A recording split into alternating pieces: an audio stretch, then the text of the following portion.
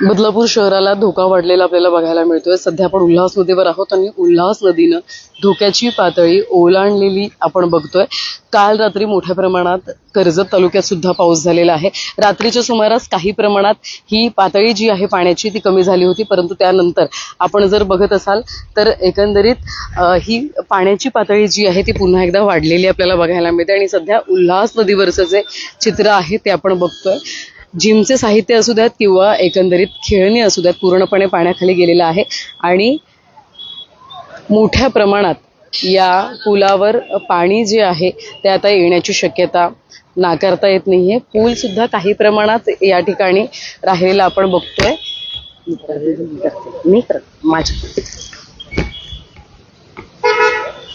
काही प्रमाणात पूल सुद्धा राहिलेला वाचलेला आपल्याला पाहायला मिळतोय। आज आपण बघितलं तर या ठाणे जिल्ह्याला ऑरेंज अलर्ट जो आहे तो हवामान विभागाच्या माध्यमातून देण्यात आलेला आहे। आणि अशातच या ऑरेंज अलर्टमध्ये जे काही शहरातले ठाणे जिल्ह्यातल्या शाळा आहेत त्या बंद ठेवण्याचे आदेश जिल्हाधिकाऱ्यांच्या माध्यमातून देण्यात आलेले आहेत। उल्हास नदीने धोक्याची पातळी ओलांडलेली पाहिल्यानंतर खरं तर अनेक ठिकाणी नागरिकांमध्ये भीतीचं वातावरण निर्माण झालेलं आहे, परंतु अग्निशमन दल प्रशासन सज्ज झालेलं आहे। आजूबाजूची जी गावं आहेत किंवा सोनिवलीचा जो काही परिसर आहे त्या भागाला आपण बघत असाल तर एकंदरीत इशारा देण्यात आलेला आहे आणि त्यांना एक चांगल्या ठिकाणी सुरक्षित ठिकाणी स्थलांतरित जे आहे ते केलं जाणार आहे। परंतु असा जर पाऊस पडत राहिला तर पूर्ण शहरामध्ये सुद्धा पाणी भरू शकतं, ही शक्यता जी आहे ती या ठिकाणी नाकारता येत नाहीये। आणि अशात एकंदरीत प्रशासन आपण बघत असाल तर प्रशासन सज्ज असलेलं आपण बघतोय। सध्या हे चित्र उल्हास नदीवरचं आपण बघत असाल। सकाळपासून मोठ्या प्रमाणात पाणी पातळी जी आहे ती वाढलेली आहे। इशारा पातळी 16.50 इतकी होती, तर धोक्याची पातळी जी आहे ती एकंदरीत 17.50 इतकी आहे। आणि अशात आपण बघत असाल तर उल्हास नदी जी आहे तिथं धोक्याची पातळी सुद्धा ओलांडलेली आपण बघतो। असं असतं तरी सुद्धा लोकल वेळेवर धावतात शहरातून, त्यावर काही परिणाम झालेला नाहीये।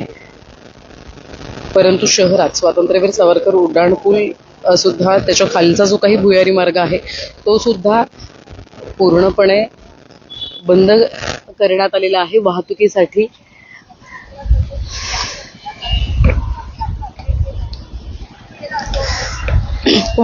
तो पूल सुद्धा बंद जो आहे तो करण्यात आलेला आहे। आणि अशातच शहरात विविध ठिकाणी जो सखल भाग आहे त्या ठिकाणी मोठ्या प्रमाणात पाणी साचलेलं पाहायला मिळते। रात्रभर मोठ्या प्रमाणात पाऊस झालेला आपण बघितला। जवळपास 2 ते 3 दिवस 200 ते 250 मिमी पाऊस होऊ शकतो अशी शक्यता हवामान विभागाच्या माध्यमातून वर्तवण्यात आली होती। आणि त्यानंतर त्याच पद्धतीचा पाऊस जो आहे तो आपण बघितला तर सुरू झालेला आपल्याला बघायला मिळाला। अद्याप तरी सोनिवली आणि इतर आजूबाजूचा जो काही परिसर आहे आणि त्या परिसरामध्ये मोठ्या प्रमाणात पाणी साचलेलं आहे, त्यामुळे तिकडची जी काही लोक आहेत त्यांना स्थलांतरित करण्यात आलेलं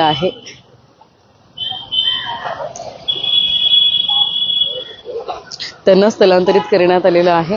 आणि सुरक्षित ठिकाणी या नागरिकांचं वास्तव्य जे आहे ते सध्याच्या घडीला आपल्याला बघायला मिळतंय। पावसाचे जे काही अपडेट आहेत, शहरातले अपडेट असू द्यात, जिल्ह्यातले अपडेट असू द्यात, ते विविध माध्यमांमधून आपण बघत असाल। पण अशात एकंदरीत हे जे चित्र आहे उल्हास नदीचं आपण बघतोय आणि उल्हास नदीनं आता धोक्याची पातळी जी आहे ती ओलांडलेली आपल्याला बघायला मिळते।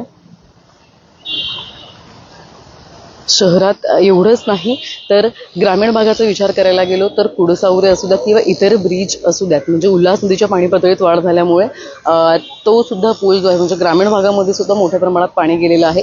कुडसावरेसारखा जो पूल आहे जो अनेक गावांना जोडत असतो तो सुद्धा पाण्याखाली गेले असल्याची माहिती प्रशासनाच्या माध्यमातून देण्यात आलेली आहे। सध्या धोक्याची पातळी जी आहे ती 17.50 इतकी आहे आणि ती धोक्याची पातळी जी आहे ती आता उल्हास नदीनं ओलांडलेली बघायला मिळते. काल कुठेतरी आपण बघितलं तर रात्रीच्या सुमारास 14.50 इथपर्यंत ही पातळी, नदीची पातळी आली होती. परंतु आज आपण बघत असाल तर पुन्हा एकदा रात्रीपासून जो काही मोठ्या प्रमाणात पाऊस झालेला आहे त्या पावसामुळे पाण्याच्या पातळीत पुन्हा एकदा वाढ व्हायला लागली आणि यामुळे एकंदरीत पाण्याच्या पातळीत वाढ झाल्यामुळे पहिल्यांदा उल्हास नदीनं रात्री इशारा पातळी ओलांडली, धोक्याच्या पातळीकडे वाटचाल केली आणि त्यानंतर आता पुन्हा एकदा आपण बघत असाल तर पूर्णपणे धोक्याची पातळी ओलांडलेली आहे. बघ्यांची चांगली गर्दी झालेली आहे. नवा पूल जो आहे तो या ठिकाणी बंद करण्यात आलेला आहे. नवा पूल जो आहे तो वाहतुकीसाठी रात्रीपासून आपण बघत असाल तर बंद करण्यात आलेला आहे.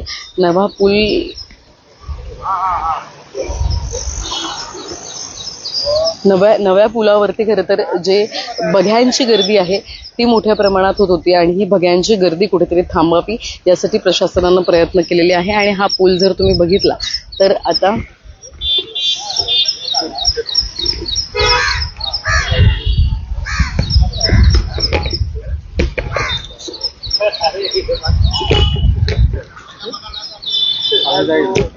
हा पूल जर तुम्ही आता बघितला तर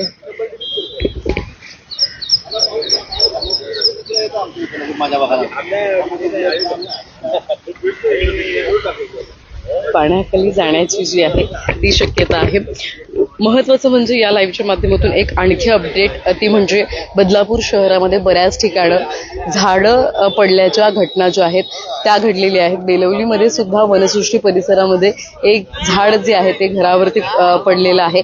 या व्यतिरिक्त पूर्व परिसरात सुद्धा अशा अनेक घटना ज्या आहेत त्या घडलेल्या आपल्याला पाहायला मिळतात. त्याचा फटका जो आहे म्हणजे जी हवा सुरू आहे किंवा पावसाचं मोठ्या प्रमाणात येणं जे आहे त्याच्यामुळे जी माती आहे ती भुसभुशीत होते आणि त्यामुळे जे काही रूट्स आहेत माती सुटत असल्या कारणानं खरं तर हे झाड पडल्याच्या घटना ज्या आहेत त्या मोठ्या प्रमाणात आपल्याला वाढताना बघायला मिळतात. आणि अशातच सध्या ही उल्हास नदी सुद्धा मोठ्या प्रमाणात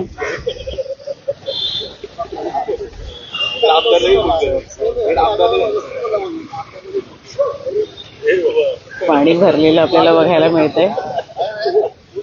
तुमच्या परिसरात काय परिस्थिती आहे?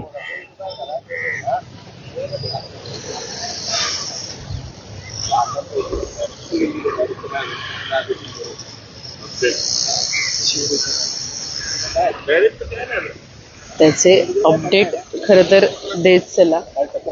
17:50 आहे सकाळपासूनच.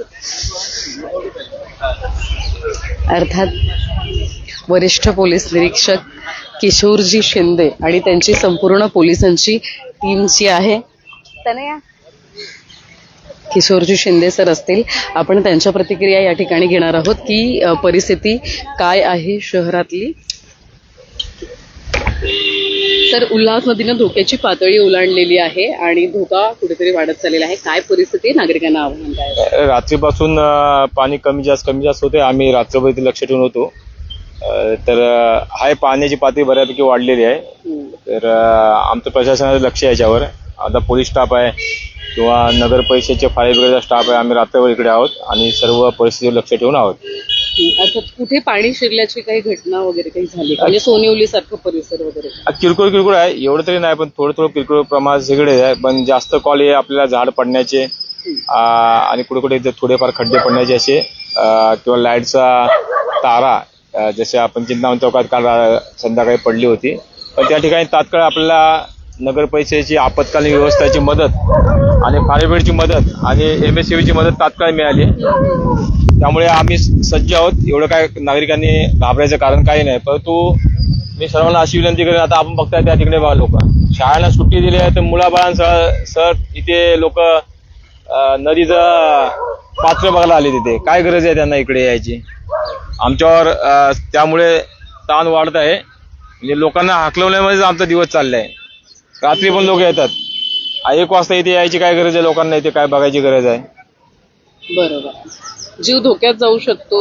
आणि पालकांनी कुठेतरी, सर हा पूल कधीपर्यंत साधारण बंद असणार आहे का? आता आपण बघू ना ते पाण्याची पातळी कमी होते, लोक बघायला ना आले नाही तर आपण चालू करू, पण लोक जास्त येतात बघायला, गाड्या लावतात, मग काही दुर्घटना होण्याची शक्यता आहे. त्यामुळे आम्ही शक्यतो जोपर्यंत हे पाणी बऱ्यापैकी ओसरत नाही आणि लोकांची गर्दी कमी होत नाही आणि पाऊस रेग्युलर होत नाही तोपर्यंत शक्यतो हा पूल बंद ठेवावा अशी आमची इच्छा आहे. ओके सर, धन्यवाद दिलेल्या माहिती संदर्भात. तर आपल्यासोबत वरिष्ठ पोलीस निरीक्षक किशोर शिंदे सर होते. आवाहन करा ते इकडे, कारण का माहितीये का, हे लोक काय ऐकण्याच्या परिस्थिती दिसत नाही. बरोबर आहे. अर्थात वरिष्ठांच्या माध्यमातून, पोलीस प्रशासनाच्या माध्यमातून या ठिकाणी आवाहन केलं जात आहे आणि नागरिकांनी इथे येण्यासाठी, बघण्यासाठी गर्दी करू नये.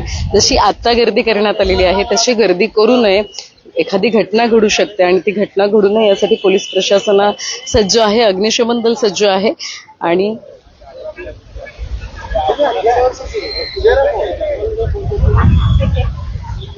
त्यामुळे पोलीस प्रशासनानं सज्ज राहिल्यानंतर एकंदरीत जी काही हे चित्र आहे किंवा हा जो काही पूल आहे, जर ह्यांची गर्दी कमी झाली तर चालू केला जाईल अशी सुद्धा माहिती वरिष्ठ पोलीस निरीक्षक किशोर शिंदे सर यांच्या माध्यमातून देण्यात आलेली आहे. परंतु बदलापूरकरांनो, आज ऑरेंज अलर्ट जो आहे तो देण्यात आलेला आहे, म्हणजे कालपेक्षा कमी पाऊस होऊ शकतो.